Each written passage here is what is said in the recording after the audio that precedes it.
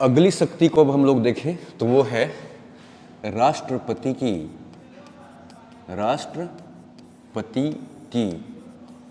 आपातकालीन शक्ति। क्या कालीन यानी आपातकालीन क्या शक्तियां। ठीक है, इसको जरा सा ध्यान से देखिएगा। इमरजेंसी पावर ऑफ प्रेसिडेंट के ऊपर जब भी हम लोग बात करेंगे तो राष्ट्रपति के पास जो आपातकालीन शक्तियां हैं इसको 3 हिस्सों में बांट करके लिखा गया है। आर्टिकल 352, 4 का डिफरेंस कर लीजिए, आर्टिकल 356 और आर्टिकल 360। ठीक है, इसको जरा सा आप ध्यान से समझिएगा कि यह जो प्रावधान है ये कब कब ये प्रावधान लगता है और क्यों लगता है, इसको भी समझें, लगने का क्या कारण है और इसका प्रभाव देश पर क्या पड़ता है, उसको भी थोड़ा सा हम लोग समझने का प्रयास करें। तो सबसे पहला जो राष्ट्रपति की आपातकालीन शक्ति जो है वो आर्टिकल 352 में लिखा गया है और इसको हम लोग आम बोलचाल में इसी को बोलते हैं राष्ट्रीय क्या आपातकाल, राष्ट्रीय आपातकाल। नेशनल इमरजेंसी की जब भी चर्चा आती है मतलब कि आर्टिकल 352 के तहत होगी। और जब भी राष्ट्रीय आपातकाल लगता है तो उसका 3 ही आधार हो सकता है आज के डेट में। और वो कौन कौन सा आधार है सो देखिएगा। एक है क्या, बाह्य आक्रमण। इसका मतलब क्या है कि कोई भी अगर देश हमारे ऊपर अटैक करे, ठीक है। या दूसरा क्या है, युद्ध, बाह्य आक्रमण या युद्ध। बाह्य आक्रमण और युद्ध में क्या फर्क है इसको जरा समझे। जैसे मान लो कि हम शांति से बैठे हैं, हमें पता ही नहीं है कि जो चाइना है वो क्या प्लान कर रहा है, पाकिस्तान क्या प्लान कर रहा है, और वो अचानक से हम पर अटैक कर दे, तो इसको हम क्या कहेंगे, इसको हम कहेंगे बाह्य आक्रमण। लेकिन यदि हम भी तैयार हैं और वो भी तैयार है, उसके बाद लड़ाई हो, तो इसको हम क्या कहेंगे, युद्ध। तो चाहे तो हमारे ऊपर बाह्य आक्रमण की बात हो यानी बाहरी अटैक की बात हो, या 2 देशों के बीच युद्ध की बात हो यानी भारत के साथ अगर कोई दूसरा देश युद्ध कर रहा हो, या तीसरा भारत के अंदर में ही सशस्त्र विद्रोह की बात हो। सशस्त्र विद्रोह कहने का मतलब कि किसी भी सिस्टम के खिलाफ जो विद्रोह की जा रही है उसमें हथियार और बॉम्ब का भी उपयोग किया जा रहा है, यानी हथियार के साथ विद्रोह करना।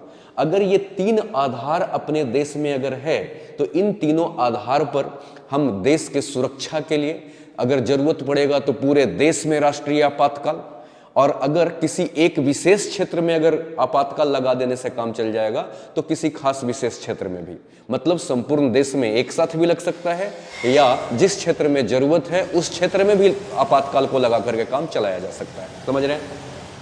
तो बाह्य आक्रमण और युद्ध और सशस्त्र विद्रोह ये 3 आधार हैं जिनके आधार पर राष्ट्रीय आपातकाल का घोषणा होता है। लेकिन यह आपातकाल घोषणा करने की शक्ति किसके पास है, एक शक्ति राष्ट्रपति के पास है, यानी यह आपातकाल राष्ट्रपति ही घोषणा करते हैं। अब इसका देखिए प्रभाव क्या पड़ता है सो देखिएगा।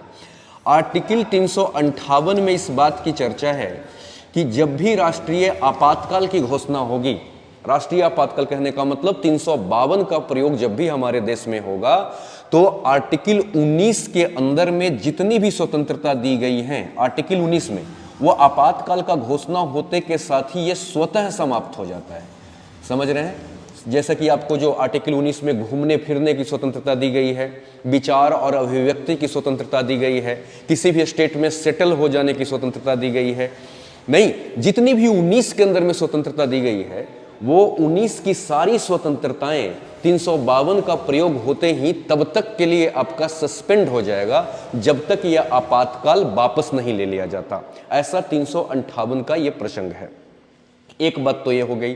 फिर अगला 359 में, आर्टिकल 359 में भी प्रेसिडेंट को यह पावर दिया गया है कि प्रेसिडेंट अगर चाहें, कई बार ऐसा होता है कि 19 तो अपने आप समाप्त हो जाएगा, 19 के लिए राष्ट्रपति को कुछ करना ही नहीं है, वो 352 का प्रयोग करेंगे, 19 खत्म। लेकिन राष्ट्रपति को ऐसा लगता है कि आपातकाल की स्थिति है तो देश को सुरक्षित रखने के लिए कुछ और मौलिक अधिकारों को सस्पेंड करना जरूरी है, निलंबित करना जरूरी है। तो उसके लिए आर्टिकल 359 में राष्ट्रपति को शक्ति दिया गया है कि आर्टिकल 20 और आर्टिकल 20 और 21 को छोड़कर बाकी जितने भी स्वतंत्रताओं को अगर राष्ट्रपति बैन करना चाहे तो जब तक आपातकाल जीवित होगा तब तक के लिए वो किसी भी अधिकार को बैन कर सकते हैं। इसका मतलब क्या है कि जो हमारे यहाँ युद्ध हो रही है या आक्रमण हो रही है, उससे निपटने के लिए देश के आम जनता के पास जो अधिकार है स्वतंत्रता का, है ना, उसको कुछ दिनों के लिए बैन किया जा सकता है जब तक हम उससे निपट न लें। समझ रहे हैं? यानी पहले देश की सुरक्षा जरूरी है, पहले आपकी आजादी बाद में। इसलिए क्योंकि जब देश ही नहीं रहेगा तो हम घूम फिर करके या कहीं सेटल होकर के या आजाद होकर के क्या करेंगे? इसलिए पहले राष्ट्र की सुरक्षा जरूरी है। जहां पर भी राष्ट्र की सुरक्षा की बात आएगी तो वहां पर आपकी ये अधिकार को छीना जा सकता है। 19 स्वयं खत्म हो जाएगा और 359 का प्रयोग करके आर्टिकल 20 और 21 को छोड़ करके बाकी किसी को भी राष्ट्रपति सस्पेंड कर देंगे तब तक के लिए। 21 में आपका जीवन का अधिकार है, मतलब जिंदा रहने का अधिकार तो नहीं छीना जा सकता किसी से। इसलिए 20 और 21 जो है अपने आप में एक इंपॉर्टेंट आर्टिकल है जो इंसान के पास होना ही चाहिए, इसलिए ये किसी भी कीमत पर सस्पेंड नहीं होगा। ये आर्टिकल 352 का प्रसंग है। समझ रहे हैं? लेकिन ये जो आपका जो छीना जाएगा वो इन्हीं दोनों आधार पर, बाह्य आक्रमण के आधार पर और युद्ध के आधार पर, सशस्त्र विद्रोह के आधार पर अगर आपातकाल लगता है तो फिर आपके जो राइट्स हैं वो सस्पेंड नहीं किए जाएंगे। समझ रहे हैं? लेकिन इन दोनों के आधार पर सस्पेंड किया जा सकता है, क्योंकि ये बाहर का मामला है ये दोनों, और ये तो अंदर का मामला है, इससे तो हम ऐसे भी निपट लेंगे। समझ रहे हैं? तो आर्टिकल 352 के तहत राष्ट्रपति के पास आपातकाल में एक राष्ट्रीय आपातकाल घोषणा करने का शक्ति है। दूसरी आर्टिकल 356 को जरा सा समझिएगा। इसका दो आधार है। जैसे कि हर राज्य में आप जानते हैं कि भारत के अंदर में अपने यहाँ 28 राज्य हैं, तो 28 राज्यों के अंदर में राज्यपाल हैं। हाँ, कई राज्य ऐसे हैं जहां पर एक ही राज्यपाल 2-3 राज्यों को देखरेख कर रहे हैं, लेकिन राज्यपाल का अधिपत्य तो हर स्टेट पर है। समझ रहे हैं? तो क्या है कि हमारे राज्यों में जो राज्यपाल हैं, अगर वो राष्ट्रपति के पास रिपोर्ट भेज दें, समझ रहे हैं, वो रिपोर्ट भेज दें, या अगर ये रिपोर्ट भेज दिए तब तो बात ही ठीक है, और अगर ये रिपोर्ट नहीं भी भेजे, अपने आप राष्ट्रपति को किसी अन्य माध्यम से भी ऐसा समाधान हो जाता है।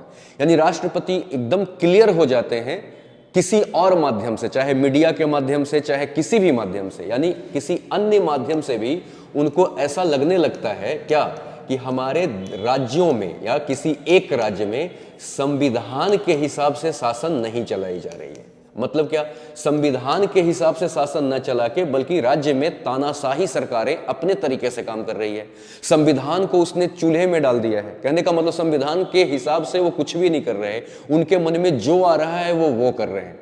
तो राज्य सरकार को ठीक करने के लिए, राज्य सरकार के शक्ति को छीनने के लिए, ताकि राज्य के जनता संविधान के अंदर अपना जीवन जिए, तो उस राज्य में राष्ट्रपति शासन घोषणा कर दिया जाता है। तो राष्ट्रपति शासन जो है वो आर्टिकल 356 के अंदर में लगता है, और 356 के अंदर में जो राष्ट्रपति शासन है उससे राज्य सरकार जो है वो स्थगित हो जाती है, और वहां पर केंद्र सरकार एक्शन में आ जाती है, राष्ट्रपति एक्शन में आ जाते हैं, और राज्य की जो शासन पद्धति है वो केंद्र सरकार के अधीन हो जाता है, ताकि राज्य में संविधान के अनुसार शासन चले और एक व्यवस्था बना रहे। समझ रहे हैं? तो आर्टिकल 356 राज्यपाल राष्ट्रपति कब यूज करते हैं? जब राष्ट्रपति उनको शासन लगाना होता है। और राष्ट्रपति शासन लगाने का आधार क्या है? चाहे तो राज्यपाल ही रिपोर्ट भेज दे कि इस राज्य में आप क्या करिए, राष्ट्रपति शासन लगा दीजिए, या राष्ट्रपति को किसी अन्य माध्यम से ये श्योर हो जाए कि इस राज्य में संविधान के हिसाब से शासन नहीं चल रही है, तो उस राज्य को संविधान के दायरे में बांधने के लिए राज्य सरकार को के शक्ति को छीनने के लिए राष्ट्रपति शासन लगाई जाती है, और फिर केंद्र सरकार जो है उस प्रशासन को संभालती है। समझ रहे हैं? ये 356 का प्रयोग। और तीसरा है आपका आपातकालीन शक्ति में राष्ट्रपति के पास, जैसे हमारे देश के अंदर में जो वित्तीय स्थायित्व है, वित्तीय स्थायित्व समझते हैं, मतलब फाइनेंशियल क्या स्टेबिलिटी। जैसे हमारे देश की पैसे की जो स्थिति है, हमारे देश के जो अनाज की स्थिति है, हमारे देश की जो सोना भंडारण की स्थिति है, ये सब हमारा क्या है? फाइनेंस स्टेबिलिटी है, जिस पैसे के वजह से हमारी देश चल रही है। हमारा फाइनेंस स्थिति जो है, या फिर साख समझते हैं, हमारी देश की क्रेडिट काफी ज्यादा बिगड़ने लगे। तो चाहे तो क्रेडिट की बात हो या वित्तीय स्थायित्व की बात हो, है ना। तो इस स्थिति में जो राष्ट्रपति हैं वो 360 का प्रयोग करते हैं। 360 का प्रयोग करने का मतलब इसको बोला जाता है वित्तीय आपातकाल, यानी हमारे देश में वित्तीय आपातकाल लग जाएगा।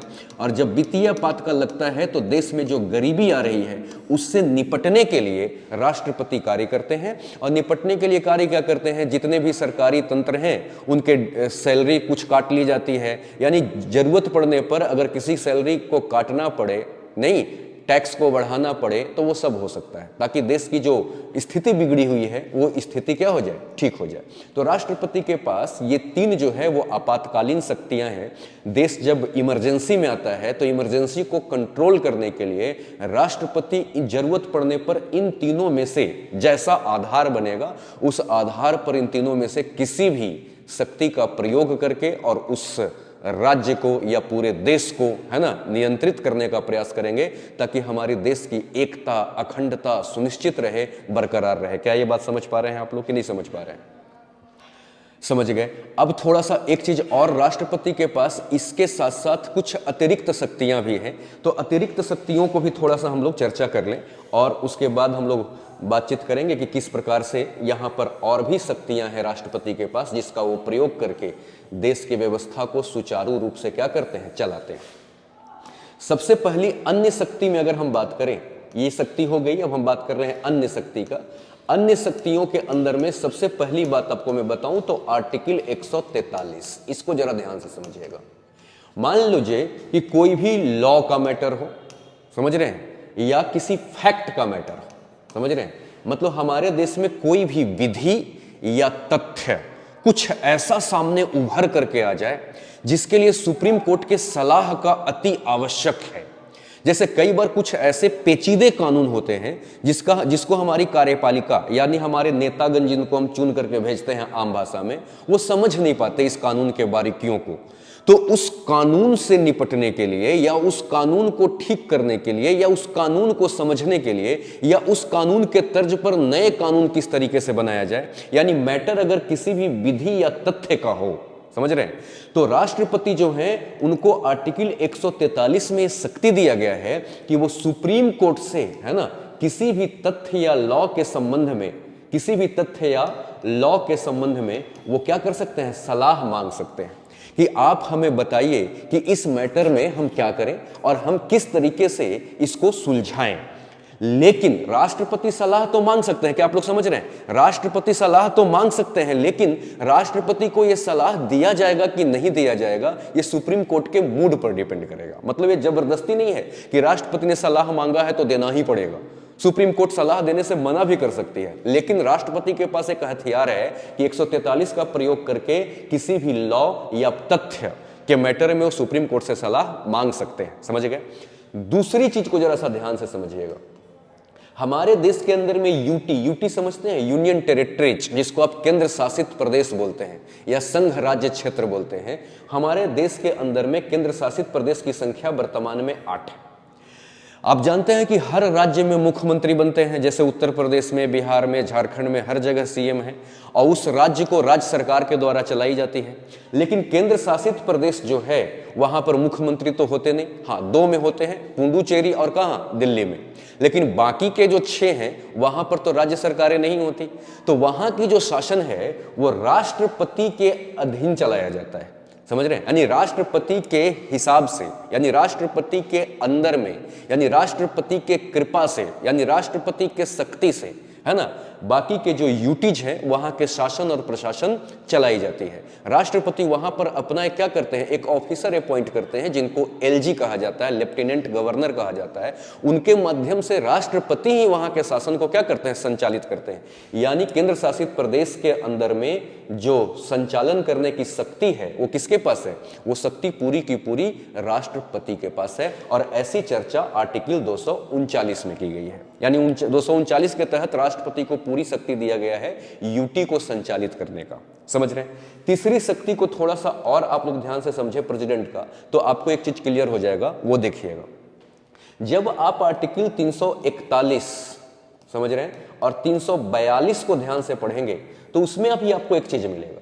हमारे देश में बहुत सारे समूह हैं, जातियां हैं, प्रजातियां हैं, ग्रुप है, नहीं, कई ऐसे ग्रुप हैं जिनका हम आज तक पहचान ही नहीं कर पाए कि ये जनरल में है, कि ओबीसी में है, कि एससी में है, कि एसटी में है। आप लोग को याद होगा कि लगभग 4000 जातियों की पहचान मंडल आयोग ने किया था।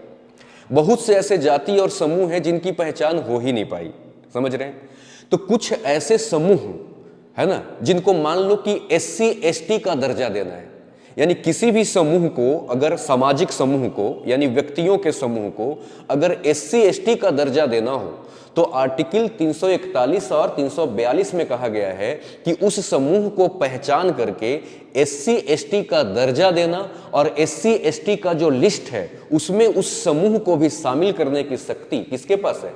राष्ट्रपति के पास ही है। समझ रहे हैं? इसकी शक्ति भी पूरी की पूरी किसके पास है? राष्ट्रपति के पास है। यानी कि राष्ट्रपति अगर चाह जाए तो किसी भी समूह को, नहीं किसी भी सामाजिक समूह को या किसी भी जाति को वो क्या कर सकते हैं? एससी एसटी के ग्रुप में शामिल कर सकते हैं, उसके सूची में उस कास्ट के नाम को इनलिस्ट कर सकते हैं। समझ गए?